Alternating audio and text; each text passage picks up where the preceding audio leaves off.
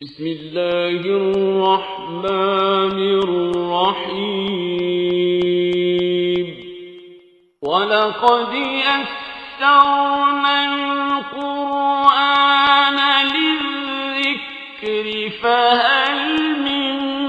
مُدَّكِرٍ۔ السلام علیکم ورحمۃ اللہ۔ الحمدللہ وکفا وسلام علی عبادہ الذین اصطفیٰ، اما بعد فاعوذ باللہ من الشیطان الرجیم، بسم اللہ الرحمن الرحیم۔ سبحان الذی اسری بعبدہ لیلا من المسجد الحرام الی المسجد الاقصی هو الذی بارکنا الی المسجد الاقصی الذی بارکنا حولہ لنریہ من آیاتنا انہ هو السمیع البصیر۔ سورہ بنی اسرائیل کا آغاز ہوا ہے۔ سورہ بنی اسرائیل بھی مکی سورت ہے اور اس کا دوسرا نام سورہ اسرا بھی ہے۔ یہ سورت آغاز ہی میں اپنے زمانہ نزول کا تعین کر دیتی ہے کہ اس میں اس میں معراج کے واقعے سے بات کا آغاز کیا گیا ہے، جسے واقعہ معراج کہا جاتا ہے، واقعہ اسرا بھی کہا جاتا ہے، تو اس میں اسی عنوان سے بات کا آغاز ہوا ہے۔ اس میں یہ اس واقعے کے حوالے سے کہ یہ کس وقت ہوا ہے، اور ظاہر ہے کہ اس کے بعد یہ صورت نازل ہوئی ہے، تو اس کے بارے میں عام طور پر جو مفسرین کی رائے ہے وہ یہ کہ یہ 1 سال پہلے ہجرت سے یہ واقعہ پیش آیا تھا، اور جو اس کے مضامین ہیں وہ بھی یہ بات بتا رہے ہیں، گو کہ اس بارے میں کچھ اور بھی آراء موجود ہیں، لیکن اس کے مضامین یہ بات بتا رہے ہیں کہ یہ ہجرت سے کے قریب یہ صورت جو ہے نازل ہوئی ہے، اس لیے کہ اس میں اس طرف اشارہ ہے، ہجرت کے بارے میں بھی اشارہ ہے، اور وہ دعا بھی اسی کے اندر موجود ہے کہ جو اس موقع پر نبی صلی اللہ علیہ وسلم کو سکھائی گئی ہے۔ رب ادخلنی مدخل صدق واخرجنی مخرج صدق واجعل لی من لدنک سلطانا نصیرا، یہ اسی کے اندر ہمارے سامنے آئے گی۔ تو اس اعتبار سے یہ گویا کہیے کہ مکی دور کا آخری حصہ ہے، آخری دور ہے، آخری اس وقت ہے کہ جس میں یہ صورت نازل ہو رہی ہے۔ اس میں ایک طرف تو نبی کرم صلی اللہ علیہ وسلم کو بھی اس بات کی طرف گویا کہیے کہ ایک اشارہ کر دیا گیا ہے کہ اب وقت تبدیل ہونے والا ہے اور آپ کو یہاں سے نکلنے کا وقت آ گیا ہے۔ دوسری طرف یہ بات بھی کہ اس وقت جو لوگ موجود تھے ان میں بھی گویا کہیے کہ اب آخر میں یہ صورتحال ہے کہ اب تنبیہ، تفہیم اور تعلیم سب کے ذریعے سے انہیں گویا کہ یہ متوجہ کیا جا رہا ہے کہ اپنے معاملات کو ابھی بھی ٹھیک کر لیں تو بہتر ہے۔ یہ صورتحال اس وقت ہے کہ جب کہ نبی اکرم صلی اللہ علیہ وآلہ وسلم کی دعوت یعنی عرب کے معاشرے کے اندر، صرف مکے کے معاملے میں نہیں بلکہ عرب کے معاشرے میں اپنا ایک مقام بنا رہی ہے، یعنی ہر قبیلے میں دو چار آدمی ایسے لازماً موجود ہیں کہ جو نبی اکرم صلی اللہ علیہ وسلم کی دعوت پر ایمان لا چکے ہیں، صرف واقف ہونے کی بات نہیں ہے بلکہ ایمان لا چکے ہیں۔ اور پھر یہ بھی بات اپنی جگہ ہے کہ مدینے کے اندر جو اوس و خزرج کی ایک بڑی تعداد مسلمان ہو گئی ہے، تو مسلمانوں کو وہاں بھی ایک گویا کہیے کہ بڑی جگہ میسر آنے والی ہے۔ تو اس اعتبار سے یہ وقت آ لگا ہے کہ اب دعوت اسلامی ایک نئے رخ کی طرف جانے والی ہے، اس کا رخ پلٹنے والا ہے، اسے ایک دوسرے مرحلہ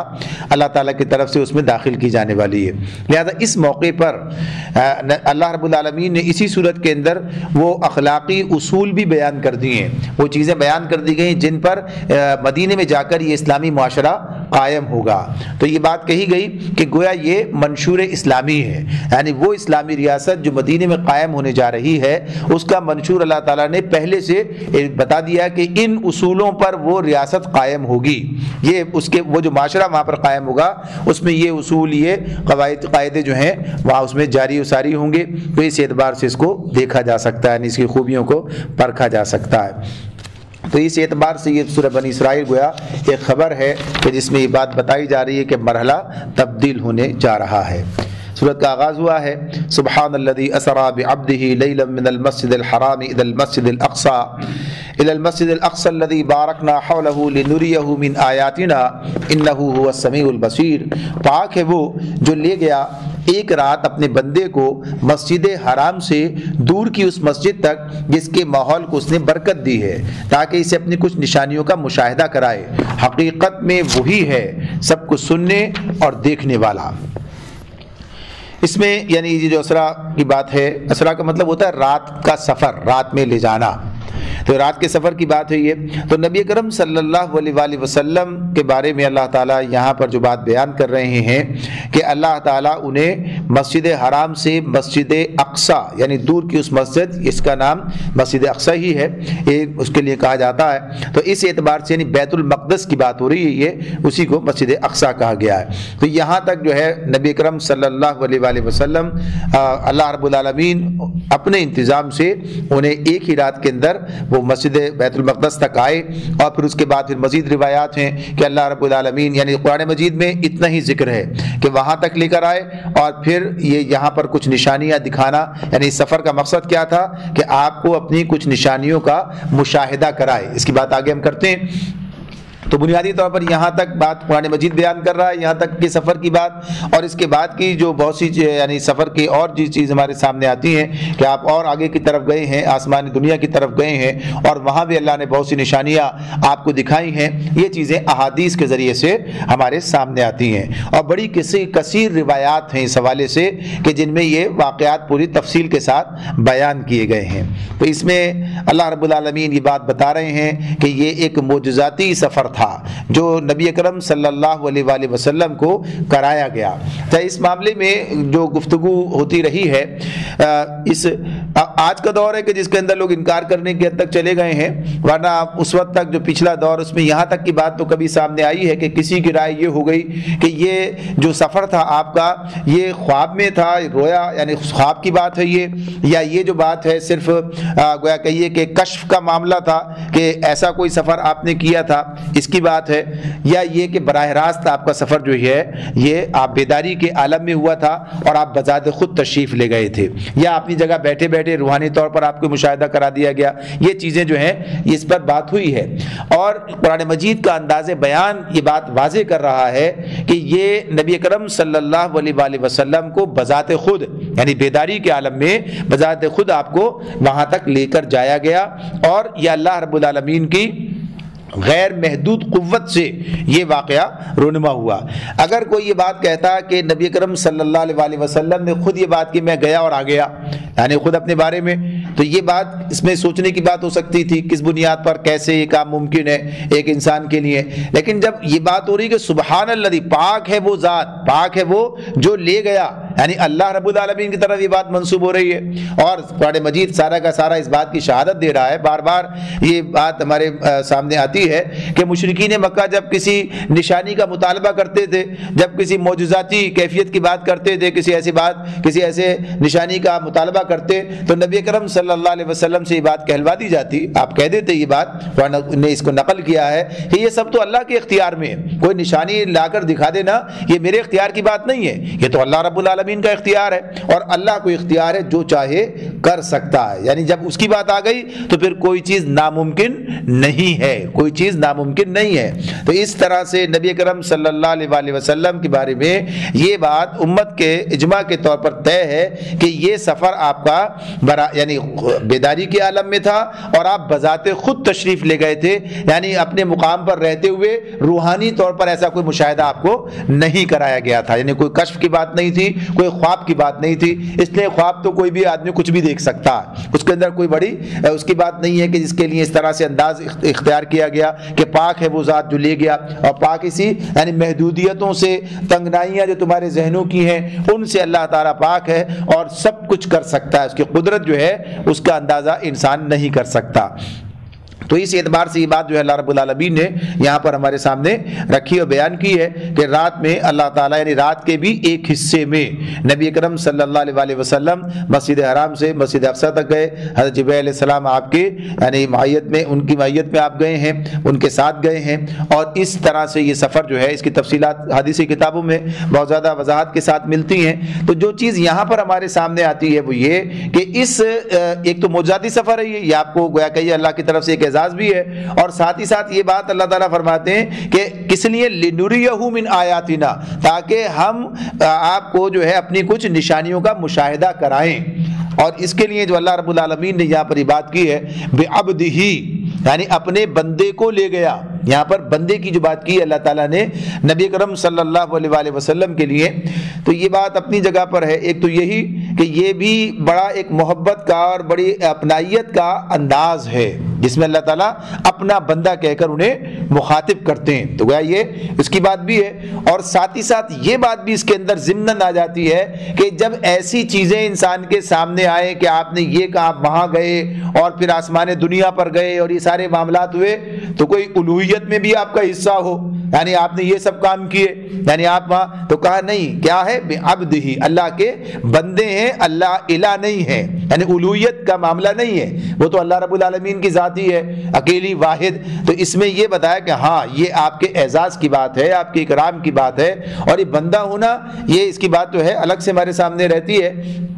کہ یہ مقام بندگی جو ہے، جسے علامہ اقبال نے اس طرح کہا ہے کہ مقام بندگی دے کر نلو شان خدا بندی، یعنی یہ مقام بندگی جو ہے اسے اللہ تعالیٰ گویا کہیے کہ اس کو اپنی طرف سے یعنی سرٹیفائی کریں، بتائیں اس اعتبار سے، یعنی اس کو اس سند عطا کر دی جائے کہ ہاں یہ میرا بندہ ہے. تو اس میں اللہ رب العالمین نے نبی کرم صلی اللہ علیہ وآلہ وسلم کے تعلق سے گویا یہ ایک محبت کا بھی اظہار ہے، اور ساتھ ہی ساتھ اگر کہیں کوئی ایسی غلط فہمی پیدا ہوتی ہو تو اس کی بھی نفیسی مقام پر ہو جاتی ہے. اب یہاں جو نشانیوں کا مشاہدہ کرانے کی بات ہے، یعنی بنیادی بات اس کے اندر یہ ہے، اور جتنی بھی نشانیاں اللہ نے آپ کے مطالعے میں لائے، مشاہدے میں لے کر آئے ہیں، اور وہ ساری کی ساری اسی مقصد سے تھی کہ آپ کا جو منصب ہے، آپ کا جو مقام ہے، اس مقام کے تحت اس بات کی ضرورت ہے کہ یہ سارے مشاہدات آپ کو کرائے جائیں. اور یہ کچھ وہ کہیے کہ صرف آپ کے ساتھ ہی یہ معاملہ نہیں ہے کہ یہ ٹھیک ہے کہ کچھ زیادہ بات ہو سکتی ہے کہ زیادہ اس کے اندر مشاہدات کی بات آتی ہے، لیکن کچھ نہ کچھ مشاہدات جو ہیں وہ اللہ رب العالمین نے اپنے انبیاء کو کرائے ہیں، یعنی غیب کا پردہ ہٹا کر کچھ چیزیں انہیں دکھائی ہیں، یعنی تاکہ ان کا جو معاملہ ہے کہ وہ عینی شاہد کے طور پر چیزوں کو لوگوں کے سامنے پیش کرتے ہیں. ان کا معاملہ جو ہے یعنی ان کے منصب کی یہ حیثیت ہے، اس کی مناسبت سے اللہ رب العالمین نے انہیں یہ کائنات کی جو نشانیاں ہیں ان کا، اور جو نظام ملکوت السماوات والارض کا جو مشاہدہ کرایا ہے، اور مادی حجابات کو بیچ میں سے ہٹا کر آنکھوں سے وہ حقیقتیں دکھائی گئی ہیں جن پر ایمان بالغیب لانے کی وہ دعوت بھی دے رہے ہوتے ہیں لوگوں کو. تو اسی اعتبار سے کہ وہ یہ بات کہہ سکتے ہیں کہ انہوں نے ان چیزوں کا براہ راست مشاہدہ کیا ہے، یعنی یہ معاملہ صرف ایک فلسفی کا نہیں ہے کہ جو اپنا ایک خیال پیش کر رہا ہوتا ہے، بلکہ ان کا معاملہ کیا ہے کہ یہ براہ راست ان چیزوں کو دیکھ رہے ہوتے ہیں. اس اعتبار سے یعنی فرشتہ ان کے پاس آتا ہے، اس اعتبار کتاب ان کے اوپر نازل ہوتی ہے، یہ سب ان کے مشاہدے کے اندر ہوتا ہے، تجربے کے اندر یہ بات ان کے آ جاتی ہے. اور اسی طرح کے جو مشاہدات ہیں ہم دیکھتے ہیں ابراہیم علیہ السلام کا معاملہ سامنے آتا ہے. سورہ بقرہ میں ہم نے یہ بات پڑھی ہے، دوسرے پارے کے دوسرے رکوع میں 18ویں رکوع کے اندر سورہ بقرہ کے مضمون آ جاتا ہے سامنے، جس میں یہ اللہ تعالیٰ نے ابراہیم علیہ السلام کے بارے میں بات بتائی ہے کہ جب انہوں نے اللہ تعالیٰ سے اس بات کی فرمائش کی، یعنی اللہ سے اس بات کی فرمائش کی کہ مردوں کو کیسے زندہ کرتے ہیں، بلکہ وہاں پر ایک کا نہیں دو کا ذکر ہے، پہلے ایک اور کا ذکر سامنے آتا ہے کہ جسے اللہ نے 100 سال کے لیے پھر گویا موت دے دی، اسے گویا اس طرح سے اس کی روح قبض کر لی، پھر 100 سال کے بعد پھر دوبارہ اٹھا دیا، اور پھر اس کے سامنے جو ہے یہ سارے مشاہدات اسے کرائے کہ کھانا جو اس کا ہے وہ ویسے ہی تر و تازہ ہے، جو جلدی سڑتا ہے، جلدی خراب ہوتا ہے، اور گدھے کا پنجر جو ہے وہ بوسیدہ ہو چکا ہے. یعنی دونوں چیزیں بیک وقت ایک ہی ماحول کے اندر، ایسا نہیں کہ ماحول رک گیا تھا اور ساری چیزیں جو ہیں وہ روک دی گئی تھی. اللہ کی قدرت جو ہے وہ ان سب چیزوں سے بالا تر ہے، اس کے لیے ضروری نہیں ہے کہ وہ انہی مادی اور طبعی قوانین سے کام لے کر اس کام کو انجام دے گا جو کرنا چاہتا ہے، بلکہ وہ اس سے اوپر اٹھ کر ماورا ہو کر بھی، اس لیے کہ سارے قوانین اس نے بنائے، وہ جب چاہے انہیں معطل کر سکتا ہے، جب چاہے ان کے علاوہ کوئی کام لے سکتا ہے. یعنی سب چیزیں ہمارے مشاہدے میں، ہمارے یعنی قرآن مجید کے ذریعے ہمارے علم میں یہ چیزیں آتی ہیں اور ہم ان پر ایمان رکھتے ہیں. جیسے اللہ تعالیٰ نے ابراہیم علیہ السلام کے لیے کہہ دیا یا نار کونی بردم و سلاما علی ابراہیم، اے آگ ٹھنڈی ہو جا اور سلامتی بن جائے ابراہیم کے لیے. یہ واقعہ ہے ہمارے سامنے، ہمارا اس پر ایمان ہے کہ آگ جو جلانے کا کام کرتی ہے وہ ان کے لیے سلامتی کا جو ہے اس نے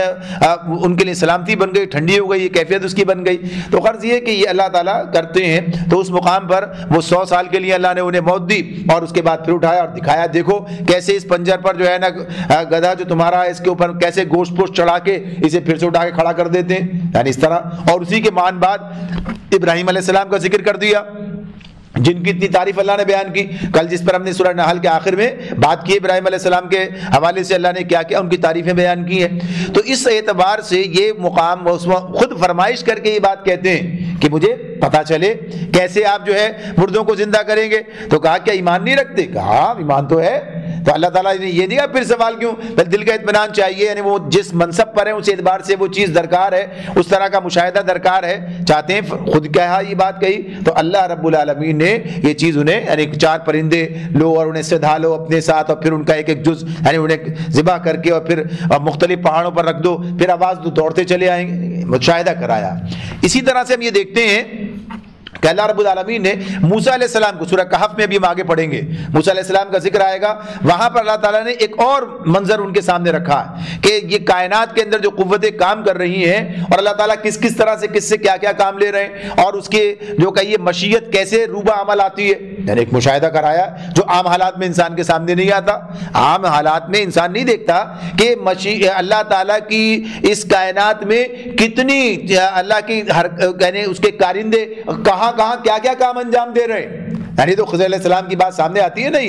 یہ تو عام آدمی کے لیے تو بات نہیں ہے یہ کہ اس نے یہ دیکھ لیا ہو کہ کون کون سے کیا کیا کام کر رہے ہیں، کام ہو رہا ہے، کام ہوتا ہوا نظر آتا ہے لیکن کام کرنے والا نظر نہیں آتا ہے، تو اللہ کس سے کام لیتا ہے، کیا کرتا ہے، یہ اس کی اپنی شان کا معاملہ ہے۔ تو اس اعتبار سے نبی اکرم صلی اللہ علیہ وسلم کو اللہ تعالیٰ نے یہ مشاہدات کرائے اور آپ نے ان مشاہدات کو امت کے سامنے رکھا اور امت کو ہوشیار کیا، یعنی خبردار کیا، بتایا کہ دیکھو کیا صورتحال ہے اس معاملے میں، اور دوسری طرف یہ بھی کہ یہ آپ پر ایمان کا ایک اور یعنی لوگوں کی ایمان کی آزمائش بھی ہوئی اس موقع پر، یعنی اس اعتبار سے کہ ہاں جب نبی اکرم صلی اللہ علیہ وسلم نے اس بات کا لوگوں کے سامنے اظہار کیا تو مشرکین نے مذاق اڑانا شروع کر دیا، لیکن جو ایمان والے جو آپ کو مانتے تھے، جانتے تھے، بعثت رسول کے ایمان لائے تھے، انہوں نے اس کو تسلیم کیا۔ لیکن ایسے بھی کچھ لوگ ہو سکتے ہیں، ذکر آتا ہے اس طرح کا کہ ایسے بھی کچھ لوگ تھے کہ جو اس بات سن کر پیچھے ہٹ گئے، یعنی انہوں نے آپ کے اس دعوے کو جو ہے قبول نہیں کیا، یعنی ایمان سے پیچھے ہٹ گئے۔ تو ایسی بھی کوئی بات ہے، مفسرین نے ایک آدھ جگہ بغیر نام کی بات درج کی ہے کہ ایسا بھی ہوا۔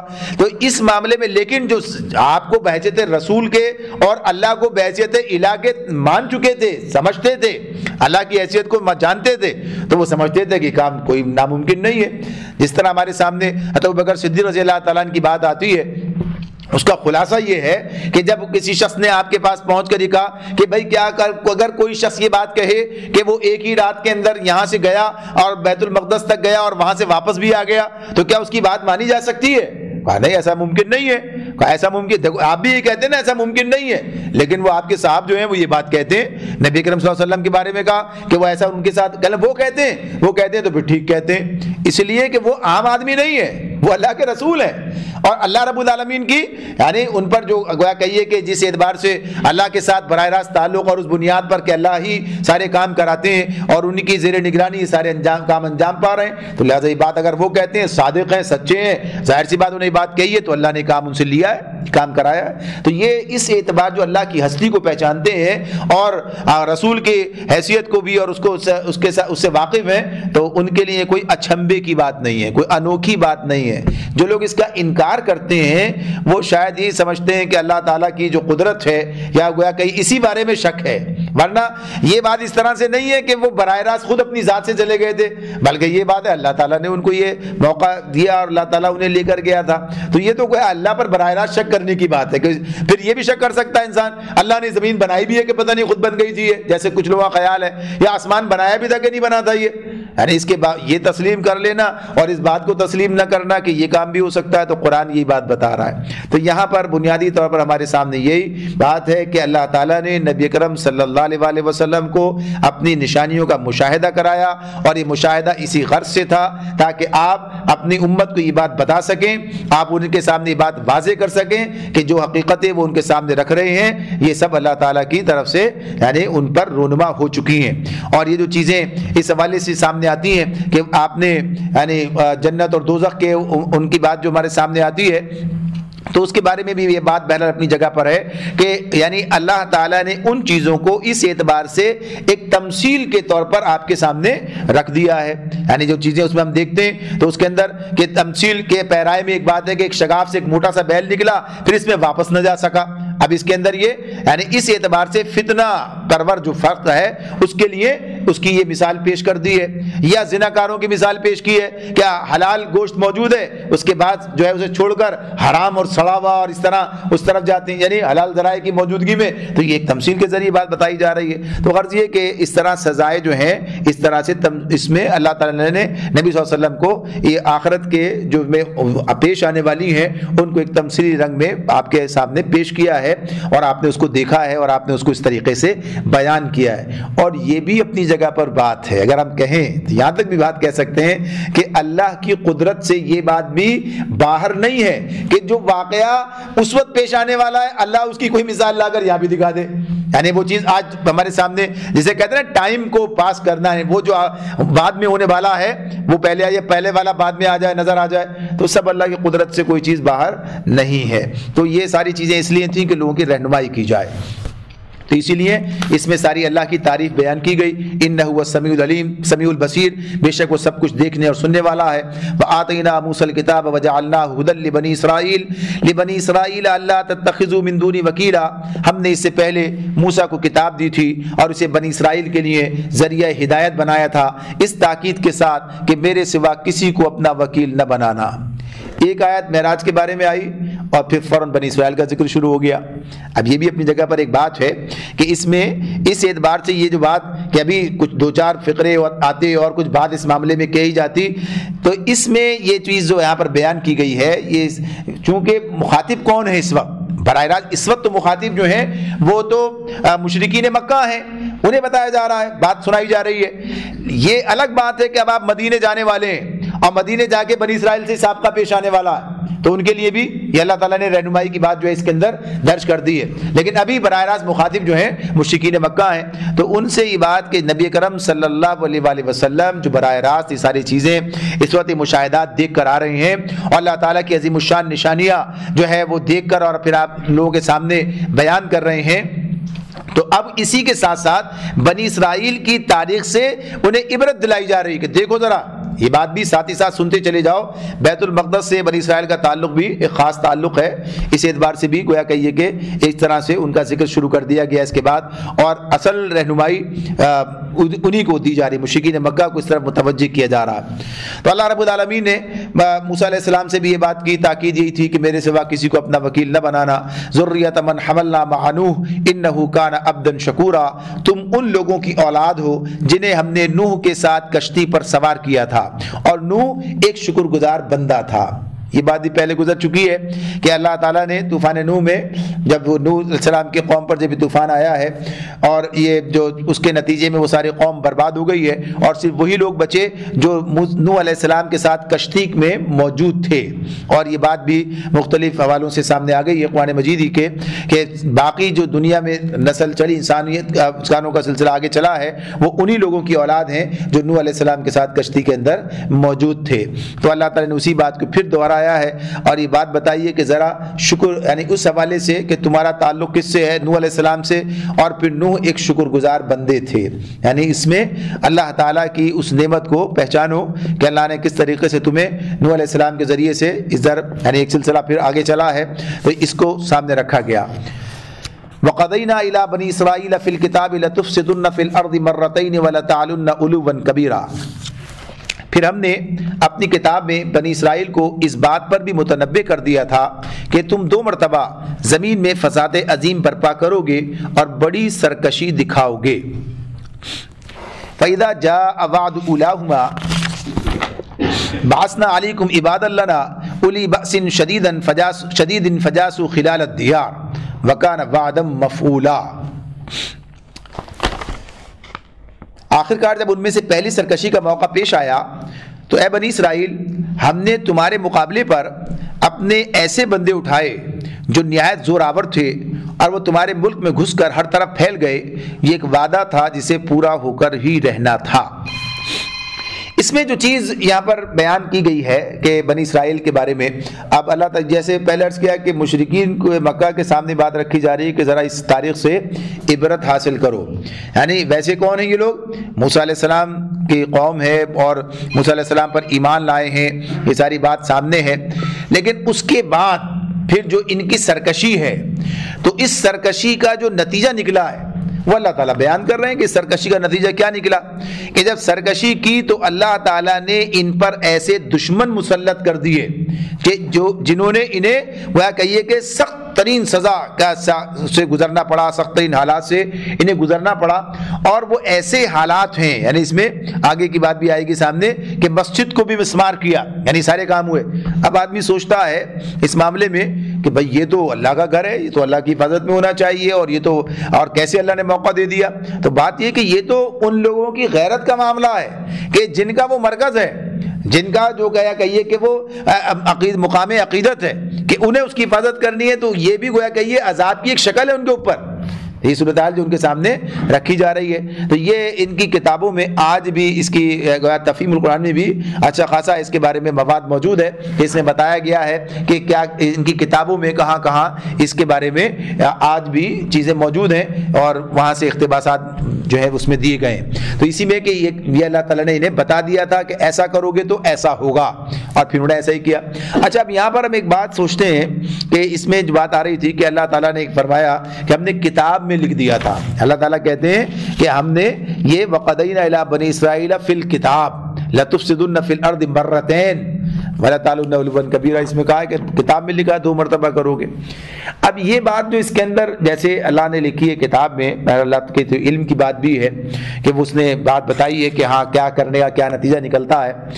اب جیسے ایک مثال سمجھنے کے لیے ایک مثال ہے ہمارے لیے، اور مثال یہ ہے کہ نبی اکرم صلی اللہ علیہ وآلہ وسلم نے ہمیں اس بات کی خبر دی، ہمیں بتایا کہ تم بھی وہی کچھ کرو گے، یعنی تمہارے جب بگاڑ کا زمانہ آئے گا تو تم بھی وہی سب کچھ کرو گے، بگاڑ تمہارے اندر بھی اسی طرح آئے گا جیسے بنی اسرائیل کے اندر آیا ہے۔ اور یہاں تک کہا کہ اگر وہ کسی گوہ کے بل میں گھسے ہیں تو تم بھی اس میں گھسنے کی کوشش کرو گے، تم بھی گھسو گے اس کے اندر۔ تو اس اعتبار سے آپ نے یہ، اب اس کا مطلب یہ کہ یہ تو آپ نے پہلے ہی طے کر دیا تھا، یہ تو پہلے ہی تھا، لہذا ہمارا کیا قصور اس معاملے میں؟